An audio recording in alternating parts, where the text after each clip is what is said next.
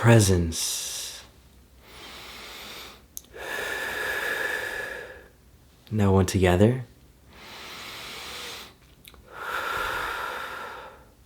What is vibing? This is Vish, and today I will be talking to you about, is Sadhguru a scam? Now this might not completely align with the realization topics that I've had, but it is important to discuss because it is a realization that definitely has sparked within, which is why I'm sharing this with you. And it is a question that a lot of people have with regards to his past, as well as what he does, and his mission, his goals, and so on. So I'm just here to clear the air out of the realizations I've had within me. And this isn't really out of any in particular endorsement for Sadhguru or to put him down. It's, as he likes to use the word, or I've learned to use as well, not like, but I've seen likes and dislikes. That's something I've realized to be transcending, to be more than that. Likes and dislikes limit you a lot. And so, with that being said, basically, there's definitely a lot of talk out there about, is he a scam? Is he out to just get your money? For instance, all these programs that have very relatively expensive prices, especially in the United States. Being a college student myself, these are actually kind of not the most affordable, but that doesn't mean that Isha Foundation will not provide a resource or means. I'm sure they're very helpful in that case. So just saying it as it is, and it's the word that I was trying to mention before was equanimous or equanimous, being kind of neutral, right, unfazed in a way. So with that being said, let's talk about this, right? So first of all, who is Sadhguru? For those of you that don't know, this will be a brief kind of intro to who he is. And this is, again, just from the experiences I've had, as well as the realization I've had about him. So, Sadhguru. So when you break down Sadhguru, let's break down those three parts, as I've learned from him. Sad literally means uneducated. Now, you might think, at least the most popular as well as societal views on uneducated means usually dumb, usually means lower status, and so on. But I'll tell you why it's such a profound name he's given himself in a second. Sad means uneducated. Now, Guru, as I've learned from him again, Guru means one who sheds the light in the darkness. That's it. He literally considers himself as a device that we can use. It's technology. I mean, this whole yogic science and practices are really just science in a way. It's a technology. Learning to engineer yourself. That's why he calls it inner engineering. It's a program. It will truly transform your insides. And as he says, what is considered something that is engineered well? It is really just something that is constructed, right? And that works. It's as simple as, does it work or not? So if you see a bridge, or even a computer, for instance, but let's just use a bridge for now, and it's a lousy bridge, no cars can go on top, it just breaks all the time. Is that considered a well-engineered bridge, or no? Probably not. But now on the other hand, let's just say it can tolerate whatever, millions of pounds of weight. I'm just for the sake of the example, I'm going to mention that number. Not sure what the exact number is of the toleration point for most bridges, but the point is, then it's considered a well-engineered bridge. The same principle can be applied for this body. You see, this body, as he breaks it down, there's technically 4 breakdowns, which is the body, mind, emotions, and energy. But as I've kind of come to realize, and I think he started mentioning it more recently, even in the book Karma, for instance, it's really just the body, mind, which kind of incorporates the mental as well as emotional, the thoughts and the feelings, and then the energy body. And there's also the 2 more bodies that he talks about, but at least what we could work with. There's, I think, the bliss body as well as the etheric body. But anyways, the point is, these are the 3 bodies that we can work on. These are the 3 bodies that tend to accumulate karma. And there's, this whole talk about good karma, bad karma. To keep that all brief, it's not a good or bad thing. It's literally about the action that you do and the consequence that comes about it. No good or bad. it's almost like a baggage that you accumulate, is how I view it. A really cool instance of an example is, and I know I'm going slightly off topic, but this is very valuable. It's a realization that's popping within me, so that's why I'm sharing it with you. And it's really just imagine, like, and he says this too, by the way, you have this glue, like literal glue all around you, and you go outside, you run, play, do this and do that. You come back at the end of the day, you'll have a bunch of stuff stuck to you. That is karma. But it's not only physical, it's mental, emotional, energy even. So, with that being said, he's a guru. He's the one that sheds a light shedder in the darkness for the spiritual journey. Because the inner world, it's a very profound and beautiful place, but it can be very confusing. So he's a device that we could use to shed that light. So I'm very grateful for that. With that being said, basically, his the Sadh part, right? So Sadh means uneducated. So now let's really just focus on that really quick, because it's really profound and beautiful. He views uneducated as uninfluenced, one that has been not affected or influenced by the outside world, which is very much the case for him. Apparently, as he grew up, he was able to get in tune with the natural intelligence within him.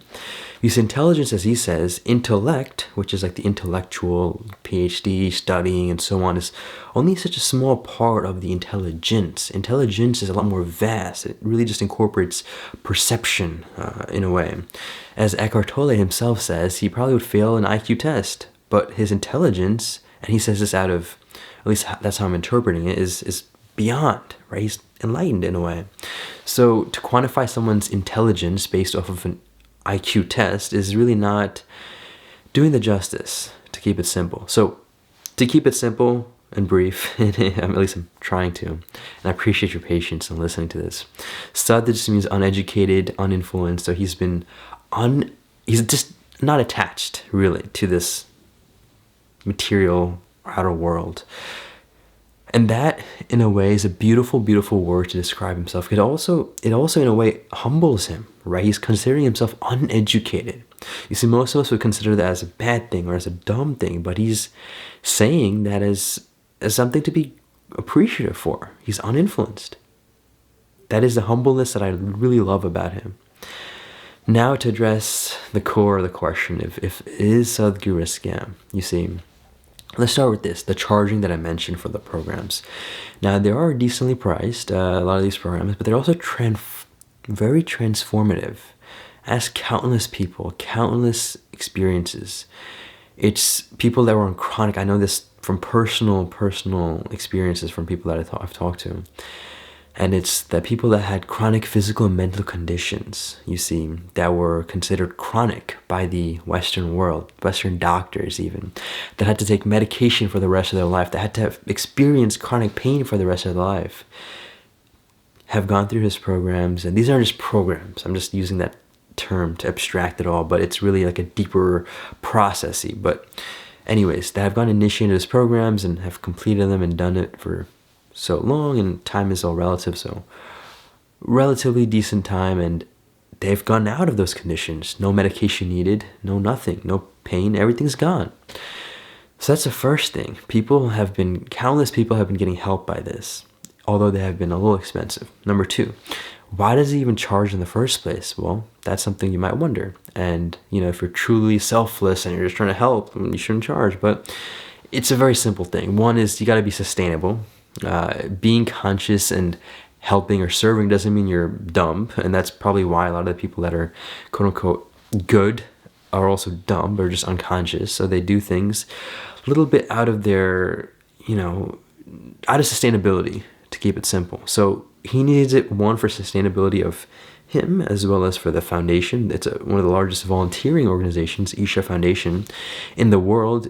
They're all free. I mean, people are just working voluntarily, but things like providing them food and, let's say, basic places to stay, that requires some money. So your money is just contributing to them, but their work is contributing back to you in a way. So it is truly selfless in that manner. And also, in addition, a lot of the money actually goes towards helping, a lot of the impoverished areas and farmers and people that can't afford it in places like India. So he just really reallocates that money into helping those that can't afford the programs. So he'll conduct the same programs for these people, whether it's him going to the prison or whether it's him going to the poverty areas. He truly wants to help everyone, and that can only be possible through your help. So that hopefully answers and wraps up that whole money aspect of it. But now let's fast forward to the quote-unquote pseudoscience that he talks about, right? Well, let's put it this way.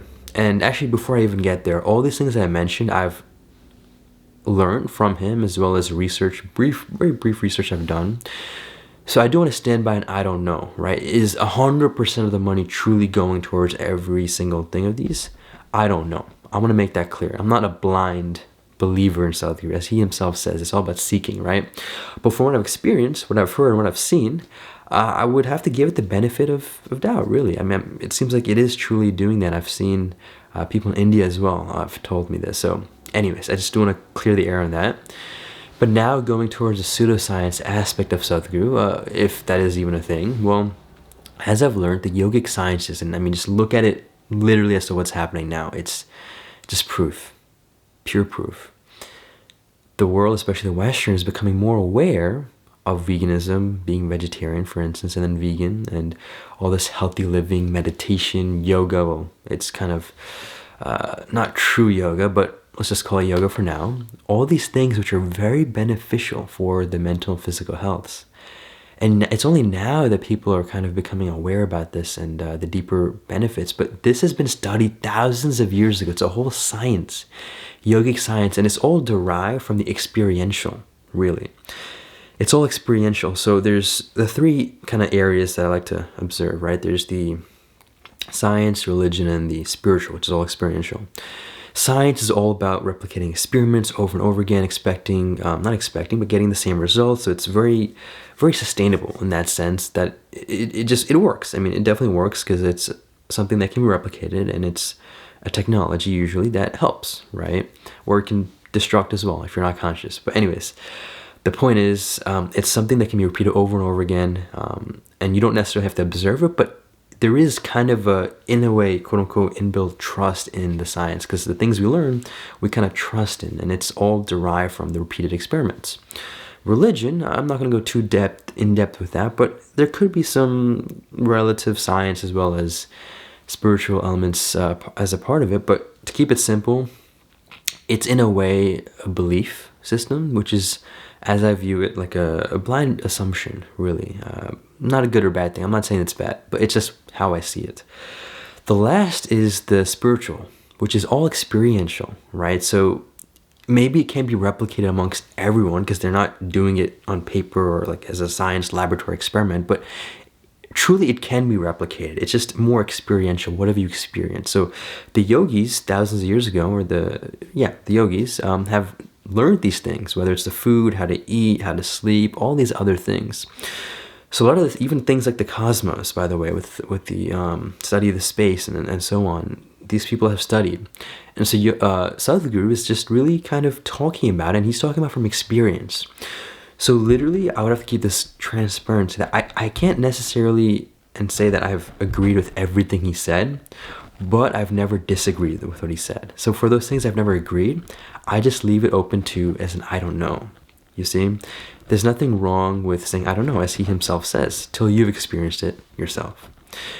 So I know I kind of maybe crammed in the ending parts of why Sadhguru is not a scam, really, at least from what I've realized, to hopefully clear up the airs for those of you wondering if he is.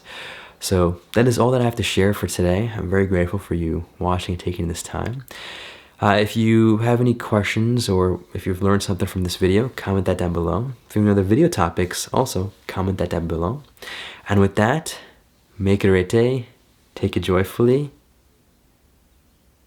Presence. Now one together. Stay conscious. Ecstasy.